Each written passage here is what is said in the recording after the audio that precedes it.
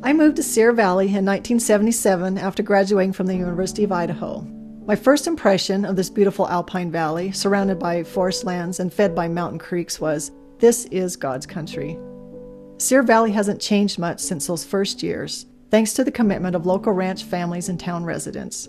So in 2004, when talk about an agriculture water regulatory program started, it was hard to believe we really needed such a thing. Here we are, as close to the source of pristine water as anyone in the state. Statewide, regional water boards began to require all irrigated ag producers, like my husband and I, to comply with and pay for a regulatory program. Our region, the Central Valley region, is the largest. It stretches from Modoc County on the Oregon border down to Kern County on the southern end. However, most of the focus is on Central Valley ag production issues, and the regulatory program tends to be developed around those concerns and then enforced across the entire region in areas that don't necessarily have the same problems.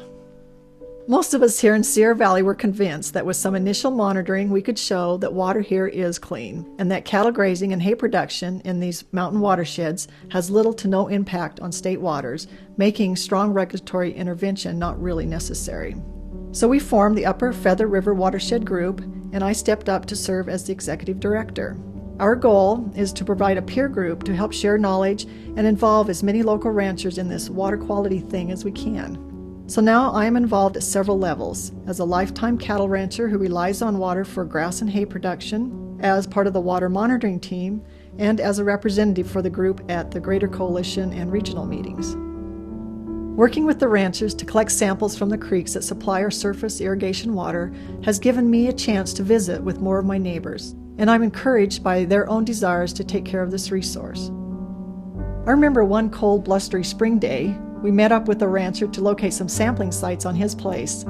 Driving along on our ATVs, this rancher, with his 2 dogs clinging to the back basket, was obviously more accustomed to high-speed maneuvers across boggy fields and very questionable ditch crossings than our monitoring team.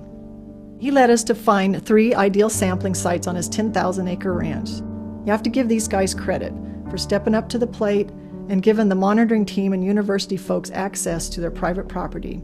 Each one has seemed genuinely interested in cooperating as we study how water quality might be affected by grazing lands here in Sierra Valley. I've learned a lot by attending the many meetings and workshops, and also from working with the dedicated university people who have come to our area to help conduct the research that we need to support our efforts.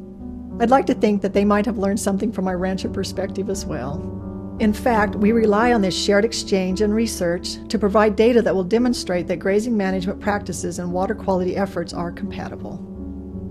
As ag producers, we realize that water issues have become one of the most important challenges facing agriculture today, especially here in highly populated California.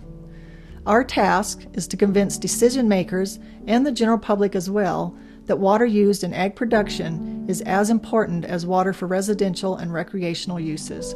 Agriculture needs water and people need agriculture. I'm hopeful that we can modify the current regulatory program so that dollars that now leave our community can stay here for local water quality projects. Then we will be on the right track.